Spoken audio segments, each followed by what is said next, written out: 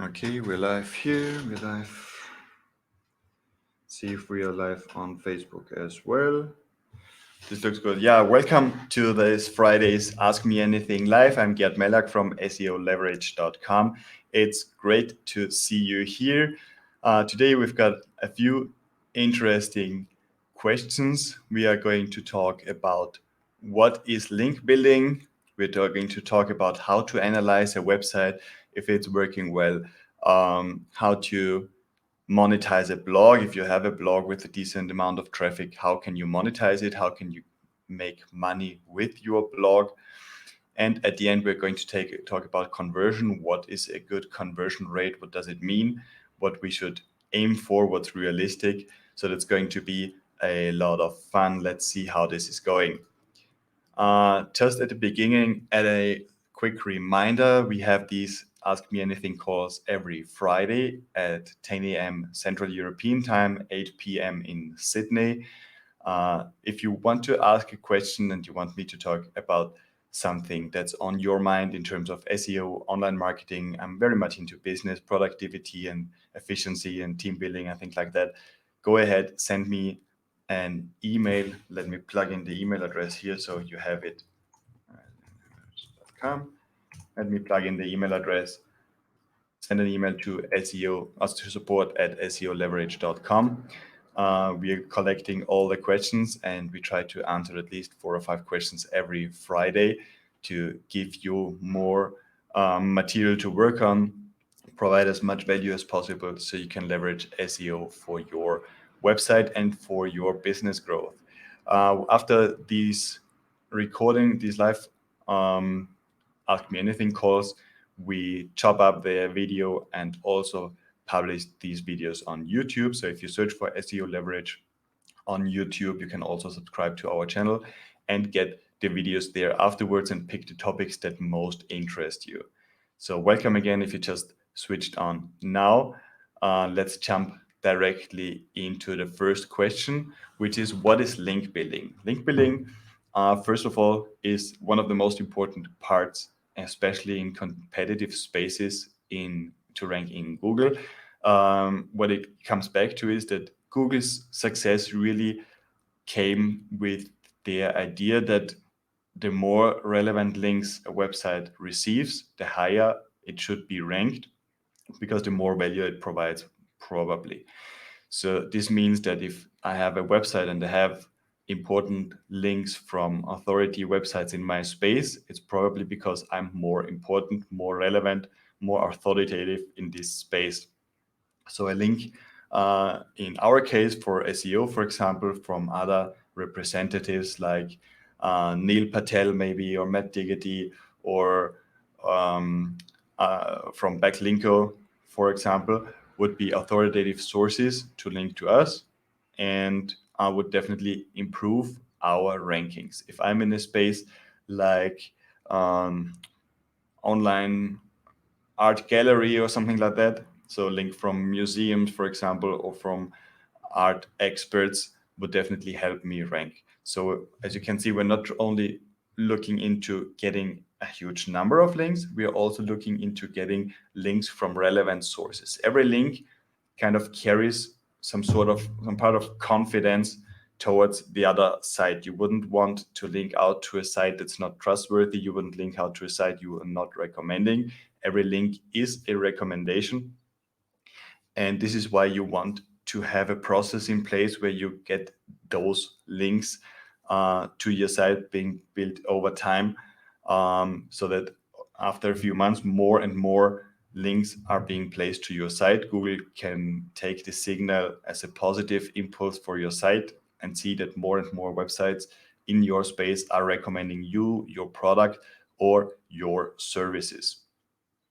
So what we usually do in many SEO campaigns, we have some that are only on-page oriented, where we only work on content improvements, and that's already enough because the site might attract natural links.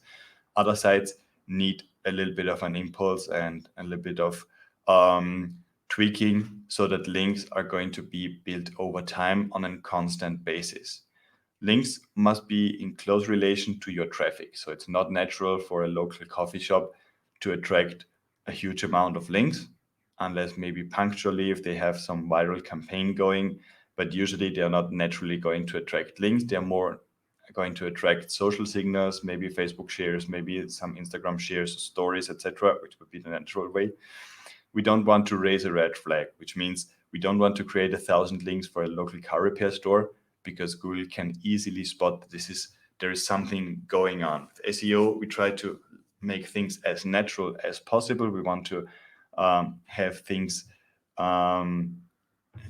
be as close to what's happening in the wild out there by itself. But we also do know that there are niches out there where competitors are fighting very hard. There are niches where it's not natural to get links to your website, and this is where you want to have a link building campaign in place. So link building is really the act of creating links from other websites pointing to yours, your homepage, or sometimes also your in-app pages or product categories. The next question is how to know if a website has traffic. So I guess this question comes from a spot where you have some competitor you want to check and want to see if they get traffic to your website, because usually if you have a website, you have some sort of clicky or Google Analytics tracking in place. So if you want to know more about a competitor, one of the most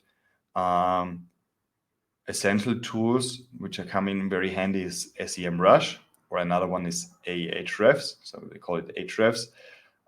Both tools, what they do is they do ongoing market research. They see which site comes up when I search for a certain keyword, which other domains come up for the same keyword, who are the competing sites, etc. So plugging in a website in one of these tools is going to give you a lot of information, some of which is which rankings this page has, what's the estimated traffic, where does it get the most traffic from. And these tools, they are not accurate exactly, but they allow you to compare, for example, your site with another domain and see who is probably getting more traffic and what's the difference. If there's one site getting 3 times the traffic of another site, it does tell us a lot about the probable visitors and conversions and revenue, etc. they might be getting out of this. So definitely SEMrush or Ahrefs are the two tools. One of them is going to be enough if you want to do some basic competitive research. They are paid tools. They do have, up to a certain extent, a limited free version. SEMrush at least does. I'm not sure about Ahrefs right now. But otherwise, just get a month of subscription, check it out, or get a trial version, check it out, get your information, and cancel again. But the tools are definitely worth it. The insights you get on how you can improve your site, on organic traffic you can attract by creating certain pieces of content, is definitely worthwhile. In our quick audits, we use Ahrefs usually and SEMrush sometimes as well, and give clients an idea about their main competitors, about who they're actually fighting with in Google and what they are doing, what's working for them. So if you're interested, check out our site seoleverage.com and a quick audit. The next question we got, and by the way, if you have a question, put it in the comments or send it to us at support@seoleverage.com. Next question we want to tackle is, what is a good conversion rate? And that's an important one. Conversion is whenever you attract traffic, you want this traffic, these visitors, to do something on your site, right? It could be downloading an ebook, it could be making a purchase, it could be requesting a proposal, it could be scheduling an information call, etc. So the conversion would really mean if there are 100 people coming into your site and one person fills in the form, that would be a 1% conversion rate. If there are 2 people of these 100, we would have a 2% conversion rate. This is why at the beginning of every Erica consulting call we do, we try to establish the conversion of organic traffic in order to know what those people really do on the website once we bring them in from Google. There's no point in bringing in people that never convert if you don't get any conversions. Scaling the SEO and your organic traffic is only bringing in more people that don't convert. So you probably need to tweak your offer, your messaging, your text, your copywriting, etc., your pricing, etc. A good conversion rate depends on the niche. So there are niches working very well with a 0.5, 0.8, 1% conversion rate. There are landing pages where you drive or paid traffic to, for example, from Facebook ads that might convert with 10 or 20% or more. E-commerce stores usually are between 1.5 and 2% in conversion rate. The rest really depends on your niche and what's your value proposition. If you have a very strong value proposition and a free offer, conversion rate can easily be 5, 8, 10%, also for organic traffic. If you have something people need to pay for, if you want to sell something, take into account that conversion is going to take a while. So it might, for some people follow us for 6 months, maybe consume our content, participate in the Ask Me Anything live calls, reach out to us at some point or schedule a call with us, get a quick audit, etc. But before they start to take SEO seriously and maybe get a full audit or an ongoing consulting, they might have been following us for six months or so. So conversion needs to take into account the time it usually takes people to decide whether they want or not to consume your services. A good conversion rate depends on your niche and your value proposition. Make sure you compare your conversion rate through different channels. So you might have the direct channel that usually converts the best. These are people searching for your brand, and they are very likely to convert afterwards. You have an organic channel from search, where people usually find you through your content, etc. This can take quite a while until it converts. So you might want to open up the conversion window a little bit more here. Check out the paid conversions as well. Very often a paid search after a few months leads to a purchase. Take this into account as well. And the conversion rate you're getting across different channels is a very good idea of what's possible and what's a good and what's a bad conversion. A bad conversion doesn't mean necessarily that your offer is bad. A bad conversion can mean that you attract the wrong audience from Facebook. Bad conversion can mean that you need to bring in people maybe more from a broader space and walk them hand-holding towards your offer. Do some hand-holding, bring them to your email list and warm them up a little bit. Cold traffic, meaning people not exposed to your brand or your product, is always converting with very slow 0 point something digits, if at all. So make sure you warm up your audience, let them know your brand, know your value proposition, know your testimonials, etc. Give social proof so that they can really decide on whether they want to take the next step and when. The next question is how to monetize a blog. And this is something that happens to many bloggers. They have been for years creating content, taking care of their audience, but it's more a hobby. They would like to make a living of this and have not figured out a way yet to monetize the blog.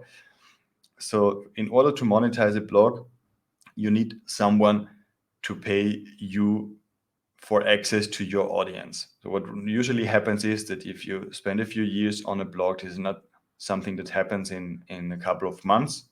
To make a decent income, that happens over many months and probably years.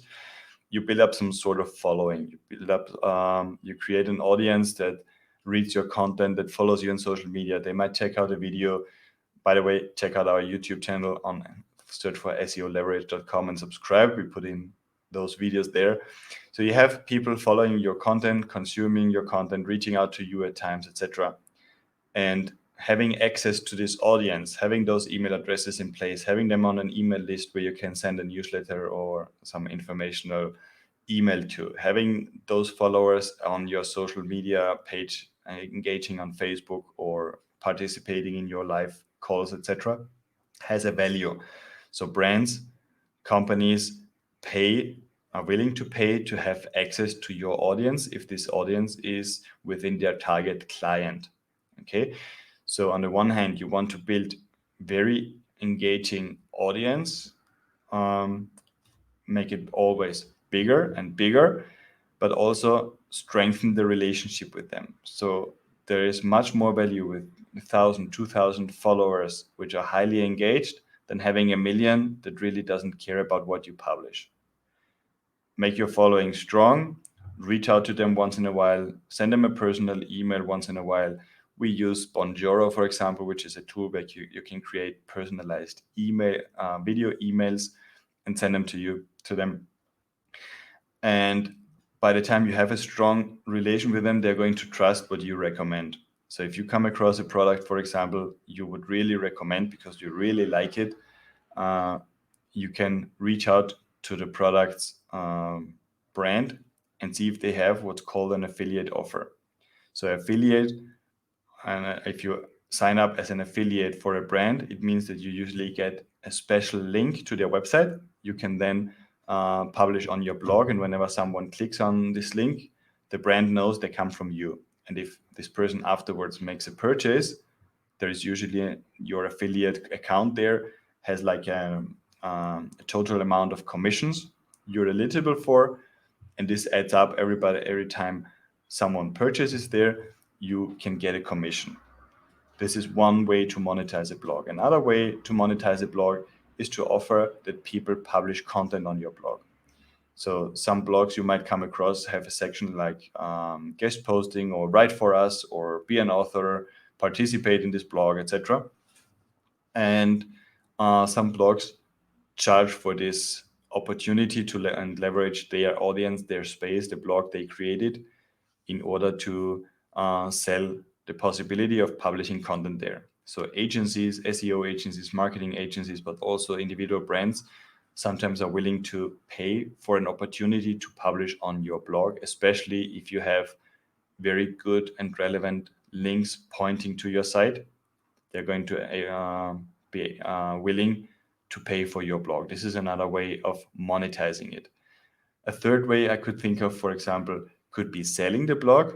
So if you have been building a blog over the months and years and you have a decent amount of traffic, even if you don't have any affiliate or other agreements there, you can put it up on sites like flipper.com where you can sell the site and this way convert all the hours and dedication of the last months and probably years into money when someone is willing to pay to be the new owner of your site and run your blog from there on.